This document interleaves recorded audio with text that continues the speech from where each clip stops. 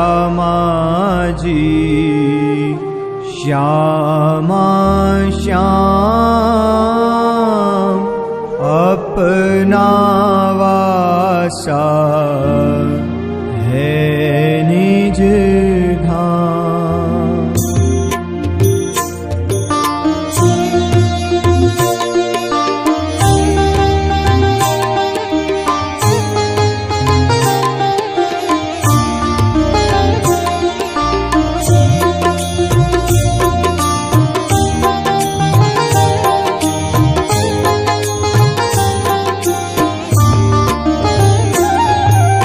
महत्वाकांक्षा कभी पूरी नहीं होती, इसलिए ये तृष्णा है। लेकिन तृष्णा के लिए प्राण जी महाराज ने सुंदर भाव भी प्रस्तुत किया। पॉजिटिव ही है प्राण जी महाराज तृष्णा के प्रति। अगर पदार्थ में तृष्णा बैठ गई तो हानिकारक होगी, लेकिन यही तृष्णा अगर बालाजी में बैठ गई तो बालाजी को देखता रहूं, बालाजी के वचन सुनता रहूं, बालाजी को प्रणाम करता रहूं, ये भावना आती है कि नहीं आती? एक व्यक्ति ने अपनी संपत्ति की गणना करने लगाया, गणना किया गया संपत्ति का, और उस व्यक्ति ने 3 दिन लगा के संपत्ति का गणना किया और बताया, सेठ जी आप क्यों परेशान हो रहे हो? आपकी संपत्ति इतनी ज्यादा है कि आपकी 49 पीढ़ी खाएगी ये संपत्ति। सेठ तो रोने लगा, अरे सेठ जी आप क्यों रो रहे हो? अरे 50वीं पीढ़ी क्या खाएगी? यह तृष्णा, अगर ये तृष्णा धनी में जाके बैठ गई तो इसलिए प्राण जी महाराज ने कहा, अबे तृष्णा किम काढ़ू, तुझे मैं क्यों हटाऊं? तृष्णा आओ मारा बालाजी मां जिम बस करूं धनी श्री धाम। मेरे बालाजी में आकर बैठ जा ताकि मैं धनी जी को बस कर सकूं। कितना अच्छा संबोधन है, धनी जी, धनी श्री धाम। इंद्रावती कहती है, एक बचन मारी दाज भाजे से जारे कहूं धनी श्री धाम। जब मैं धाम धनी शब्द से संबोधन करता हूं ना, मेरी हृदय की सारी जलन मिट जाती है। 8 नंबर में मोह के ऊपर चर्चा करते हैं। और मोह की ऐसी खासियत होती है, मोह जहां जाकर बैठता है वहां से उसे कोई अलग नहीं कर सकता। भ्रमर जो होता है, भंवरा बोलते हैं, भ्रमर फूल का रस लेता है। आज भंवरा कमल के फूल में जाकर बैठा, और कमल के फूल की विशेषता क्या होती है? शाम के समय में फूल बंद होता है। भंवर ने सोचा तो कल खुल जाएगा तब मैं जाऊंगा, क्योंकि वो रस ले रहा था, रस के प्रति अभिन्न संबंध बना था, अनन्य संबंध बना था। मोह इसी का नाम तो है। अगर भ्रमर चाहे तो उसे भेदन करके भी निकल सकता था, क्योंकि कितने कठोर कठोर पेट को छेद करके वो अंदर जाता है। अगर भ्रमर ने काट लिया तो बुखार आता है। फूल की नरम नरम कलियां, पाखड़ियों को वो काट सकता था, बाहर आ सकता था, लेकिन रस के मोह के कारण वो अंदर बैठा रहा। रात को ही हाथी आया और फूल के साथ ही भ्रमर को निगल लिया। तो उसकी दशा क्या हुई? मोह से गति नहीं होती है, लेकिन मोह और प्रेम में ज्यादा फर्क नहीं है। गुरु जी 108 मंगलदास जी महाराज कहते हैं कि परमात्मा के प्रति अगर मोह होगा उसका नाम है प्रेम, और संसार के प्रति अगर प्रेम हुआ तो उसका नाम है मोह।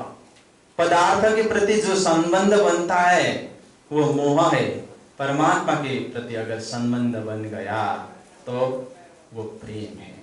इसलिए मोह को प्राण जी महाराज ने स्वीकार किया और धनिक में जाकर बैठ कहा। मोह कहता है જે નીત દેખાડે તમે मुने तेने जड़ थई पलगू हूँ अंध। अब मैं इस तरह से चिपक जाता हूं कि कभी छोड़ता नहीं। इस प्रकार मोह की जागनी होती है। प्रसंग 9 में हर्ष और शोक के विषय में प्रणय जी महाराज चिंतन करते हैं। ये हर्ष और शोक सही समय में आना चाहिए। एक व्यक्ति को कहा गया कि तो हंसना चाहिए। वो हंसता रहा, हंसते हुए जा रहा था, आगे अर्थी आ रही थी तो थप्पड़ मिला, क्योंकि अर्थी आ रही है, वो हंसता है। फिर उन्होंने कहा इस परिस्थिति में हंसना नहीं चाहिए, रोना चाहिए, रो। फिर रोने लगा।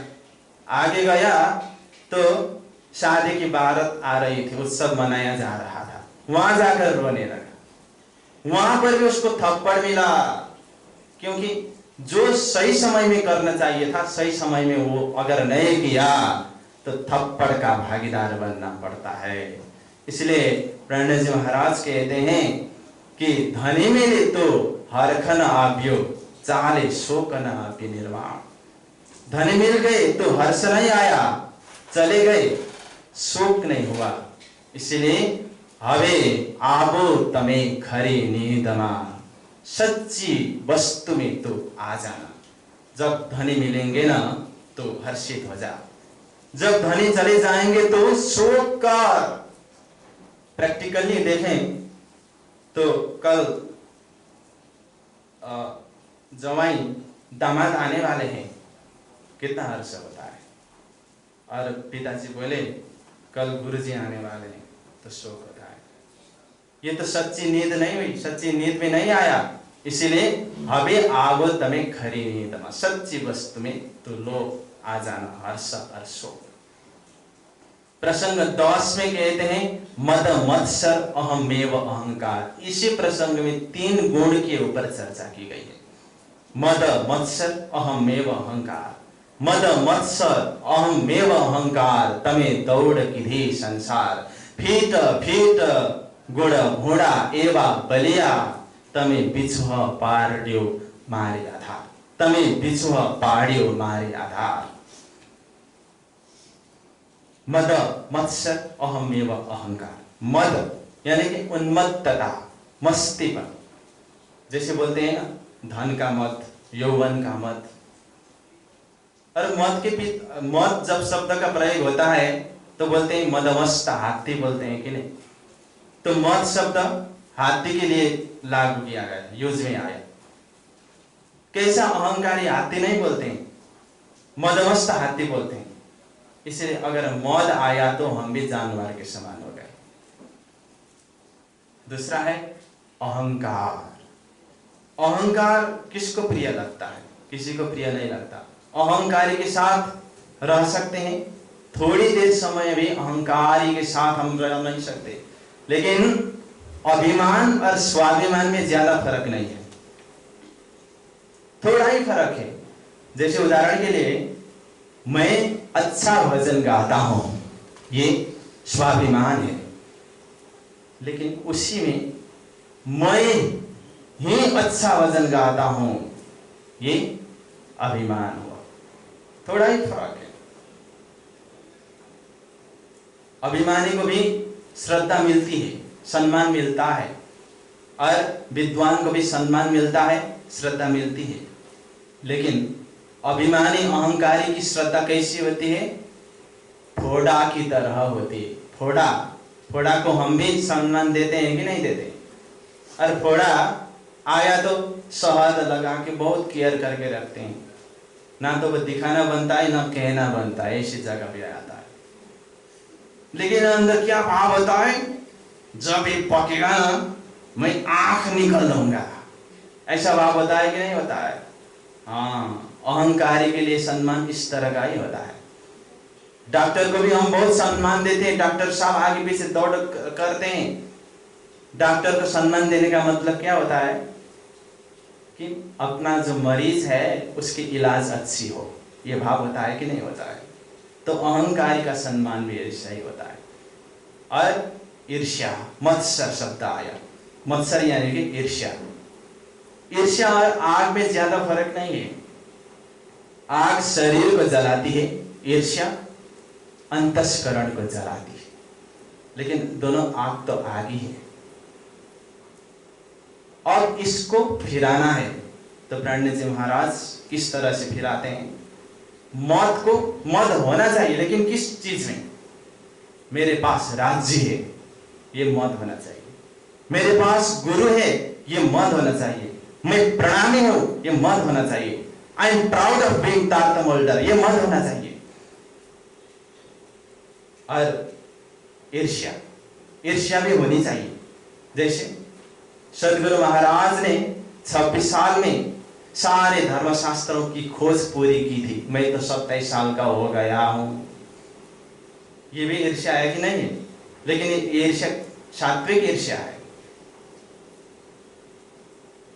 शंकराचार्य जी ने 32 साल की उम्र में अद्वैत वेदांत फिलोसफी देकर चले गए, 32 साल तक रहे। अरे मैं तो 35 का हो गए, मैंने क्या किया? ये ईर्ष्या होनी चाहिए। ध्रुव 5 साल की उम्र में निकल गए थे। प्रहलाद, अरे उतनी छोटी उम्र में भगवान को प्राप्त किया, मैंने नहीं किया। ऐसी ईर्ष्या हो तो कल्याण होगा। और अहंकार के लिए एक व्यक्ति बहुत जुआड़े था, और पिताजी बहुत बुजुर्ग थे। बेटा कैसा था? जुआड़े था। पिताजी जाने से पहले बेटा को कहते हैं, बेटा मेरी अंतिम एक इच्छा है, तुम पूरी करोगे?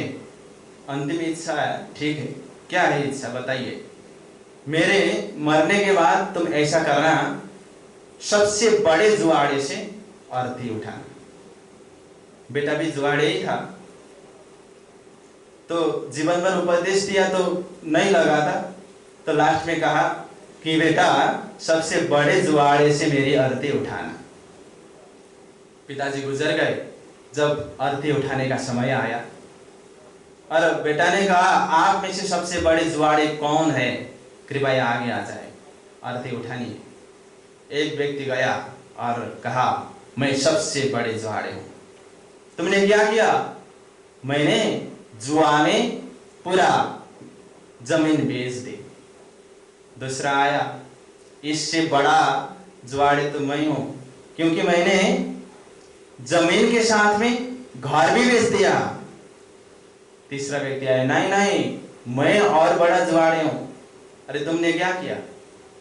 मैंने जगह बेची, घर बेचा और श्रीमती को भी बेच दी। फिर चौथा आया, अरे इनमें से कोई बड़े जुआड़े नहीं है, मैं हूं सबसे बड़े जुआड़े। अरे तूने क्या किया? मैंने तो जमीन बेची, घर बेचा, श्रीमती बेची और खुद को भी बेच दिया। मैं तो गुलामी करता हूं।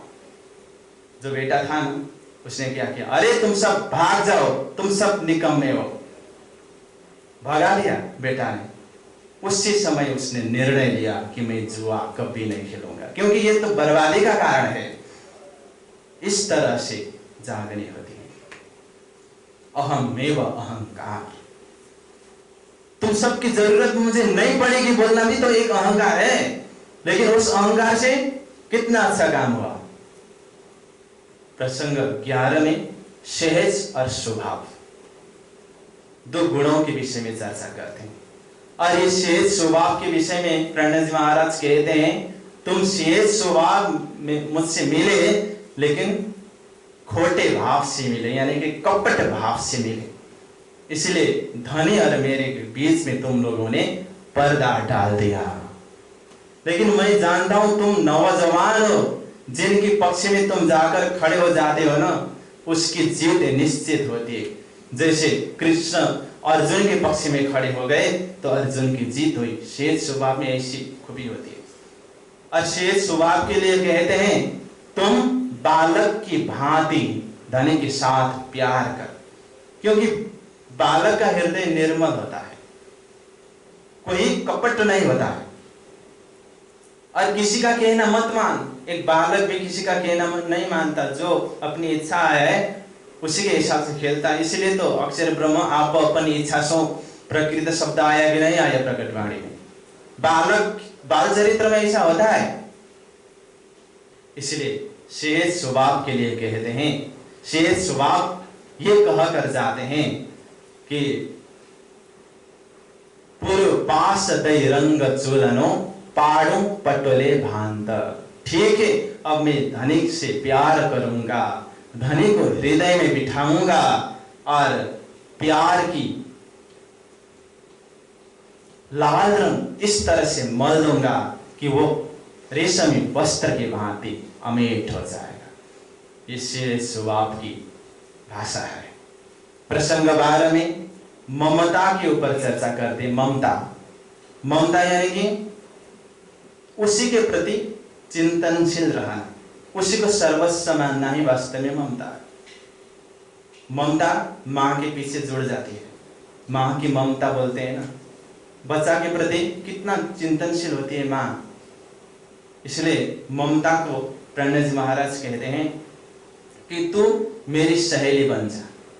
तूने बहुत फजीती की, बहुत हैरानी दी, अब मेरी सहेली बन जा। जब तारतम ज्ञान का उपदेश सुनकर ममता जागृत होती है, ममता कहती है ठीक है, मैं तुम्हारी सहेली बन जाऊंगा, धनी के प्रति मैं ममता सिर्जना करूंगी और तुम अपना कार्य सिद्ध करो। प्रसंग 13 में कल्पना के ऊपर उनका ध्यान आकर्षण होता है और कल्पना को कहते हैं तो कल्पना निष्क्रिय हो गई, तो उल्टी हो गई, क्योंकि धनी मेरी सेवा करनी चाहिए थी लेकिन मेरे से सेवा नहीं हो पाई। लेकिन तेरा काम क्या है? विचार सिर्जना करने का काम है। तो ऐसा विचार सिर्जना कर कि धनी के प्रति सेवा भाव उत्पन्न हो जाए। कल्पना कहते हैं कहे कल्पना एक काम मारो, हूं करो विध विधना विचार, अंग एक ही नव राखो पाछो, सेवानी सेवा दाखो सार। कल्पना कहते हैं मैं अनेक प्रकार के विचार उत्पन्न करा देता। अल्बर्ट आइंस्टाइन ने भी कहा imagination is more creative than knowledge. ज्ञान से भी ज्यादा कल्पना शक्तिशाली होती है। और मैं इस प्रकार का विचार सृजना करूंगी कि सारे सोच सारे विचार सेवा की ओर उन्मुख हो और मैं ऐसी सेवा दिखाऊंगा वो सेवा सार में भी सार सिद्ध होगी। तो अनेक प्रकार की सेवा होती है। भूखे को खिलाना भी सेवा है, प्यासे को पिलाना भी सेवा है। नर सेवा, नारायण सेवा, लोग सेवा में लगे हुए हैं, लेकिन सबसे बड़ी सेवा क्या है? आप जो सुन रहे हो वही है सबसे बड़ी सेवा। ज्ञान की सेवा, ज्ञान दान करना सबसे बड़ी सेवा है। अब कल्पना क्या करेगी? ज्ञान का दान करेगी और वो सबसे बड़ी सेवा होगी कल्पना। प्रसंग 14 में कहते हैं कि बैर और राग। बैराग क्या होता है? एक होता है बैर और दूसरा होता है राग। संसार के प्रति बैर उत्पन्न होना और धनी के प्रति राग उत्पन्न होना ही वास्तव में वैराग्य है। लेकिन वैराग्य ने क्या किया? प्रणय महाराज कहते हैं कि बैर की दो तमे बल्लभ जीसो, राग की दो संसार। बल्लभ धनी के साथ तो तूने बैर किया और संसार के प्रति राग किया। सुंदर साथ जी, ये साधना परक चौपाई है। ये साधना परक विषय वस्तु सुनने में थोड़ा कष्ट होता है, क्योंकि परिवर्तन होना, परिवर्तित होना बहुत कष्टदायी बात है, कठिन चीज है ये परिवर्तन होना। ये साधना परक चौपाई होने की वजह से ये तो करने की चीज है, फिर भी ज्ञान के बगैर करनी नहीं होती है। इसलिए सुन सुन करके वो आचरण में उतारना होगा। पहले कहने में आना चाहिए, तभी करने में आएगी और रहने में आएगी। अब बैर और राग, राग को धनी की ओर भेज देते हैं और बैर को संसार की ओर भेज देते हैं। अब बैर राग की जागनी हो गई और राग अपनी भाषा बोलने लगा। राग कहे हूं रूढ़ी पेरे हलमल करूं आधार, जीव धनी बचे अंतर टालो तो बखान जो आवार। अब मैं धनी के साथ घुलमिल करूंगा, धनी के साथ चिपक जाऊंगा, क्योंकि राग होने का मतलब अनुराग होने का मतलब चिपक जाना है। जीव और धनी के बीच कोई दूरी नहीं रहेगी, तब मेरी प्रशंसा करोगे तो। बैर कहता है, बैर कहे हूं करूं, हूं मैं मारी विद जो जो किए भी कठिनाई करूं संसार, मैं संसार को कठिन बना देता हूं। परमात्मा के प्रति अनुराग होना बड़ी बात नहीं है, लेकिन संसार के प्रति कठिनाई उत्पन्न होना बड़ी बात है। हर कोई कर नहीं सकता। संसार के संबंधी लोग हैं, उनके साथ रिश्ता बिगाड़ना कौन चाहता है? संसार के प्रति कठिनाई उत्पन्न होने का मतलब संसार क्या है? माताजी, पिताजी, अपने बाल बच्चे, उनके साथ कठिनाई उत्पन्न होने का मतलब क्या है? उनके साथ संबंध ना होना कौन चाहता है? अगर वैराग्य वहां, राग बैर वहां स्थापित हो गया तो क्या होगा? कोई गुण जीवस जोर करे त्यारे उत्तरी बणु तरवार बोलता है। कोई गुण अगर जीव से जोर किया, जीव के ऊपर अपना प्रभाव जमाने की कोशिश की, तो मैं तलवार से टुकड़ा टुकड़ा कर देता हूं, बैर कहता है। अब 15 नंबर में स्वार्थ की बारी आई। स्वार्थ के ऊपर चर्चा करते हैं। प्रणय जी महाराज कहते हैं कि तूने क्या किया है? स्वार्थ। मीठे धनी मिले थे, उन्होंने अमृत दिया था, लेकिन तूने अमृत को छोड़कर विष पिया, तो विषय के ओर उन्मुख हो गया। और अभी गुरुजी बता रहे थे, एक होता है विष, दूसरा होता है विषय। विष तो खाने से असर करता है, लेकिन विषय तो चिंतन मात्र करने से असर करता है। हमारा स्वाद को तो देखिए सुंदर शाह जी भक्तजन, हम क्या करते हैं? दूध बेचते हैं और शराब खरीद करते हैं। दूध बेचते हैं और शराब खरीदते हैं, साग बेचते हैं और पापड़ खरीदते हैं। कितना अचंभा है। और क्या होता है? दूध बेचने वाला घर घर जाता है, दरवाजा दरवाजा भटकता है और दूध बेचता है, और खरीदने वाला बोलता है पानी तो नहीं मिलाया। और शराब बेचने वाला कहीं नहीं जाता। शराब की दुकान के यहाँ लोग जाते हैं और शराब खरीदते हैं और पानी डाल के खाते हैं। तो हम कहाँ जा रहे हैं? हमारी परंपरा, हमारा संस्कार, हमारा धर्म कहाँ जा रहा है? प्रसंग 16 में क्रोध और क्रोध के ऊपर चर्चा, प्रसंग 17 में मन के ऊपर चर्चा, प्रसंग 18 में भ्रम भ्रांतणी के ऊपर चर्चा, प्रकरण 19 में लज्जा के ऊपर चर्चा, प्रकरण 20 में आशा के ऊपर चर्चा, प्रसंग 16 में क्रोध क्रोध के ऊपर चर्चा, प्रसंग 17 में मन के ऊपर चर्चा, प्रसंग 18 में भ्रम भ्रांतणी के ऊपर चर्चा, प्रसंग 19 में लज्जा के ऊपर चर्चा, प्रसंग 20 में आशा के ऊपर चर्चा, प्रसंग 21 में अचेत गुण के ऊपर चर्चा, प्रसंग 22 में तीव्रता के ऊपर चर्चा, प्रसंग 23 में शील और संतोष के ऊपर चर्चा करते हैं प्रणय जी महाराज। अब ये सारे गुण मिलकर जीव को जवाब देते हैं, जब तक तू सोता है ना, हम कुछ नहीं कर सकते। जब तू जागृत होगा, तुमको जागृत होना पड़ेगा, तब सारे गुण अपने आप ठीक हो जाएंगे। बोले श्री प्राणनाथ प्यारे की। समय पूरा हो गया है। आइए सुंदर साथी चौपाई तो रहते हुए आज को प्रसंगों को विराम देंगे। सब प्रेम से चौपाई तो आइए। हवे करूं ते अस्तुता धर, पल्लव सुनो विनती, आटला दिवस में नव लक्ष्य मारवालैया, दिवस में नव लक्ष्य मारवालैया, मायनी लेहरा मुनि जोरहती, मायनी लेहरा मुनि जोरहती। श्री कृष्ण कन्हैया लाल की, सतगुरु महाराज की, प्राणनाथ प्यारे की, बाईज महारानी तीनों पुरी धाम की, गुरु जी 108 मंगलदास महाराज की, सकल सुंदर साथ की।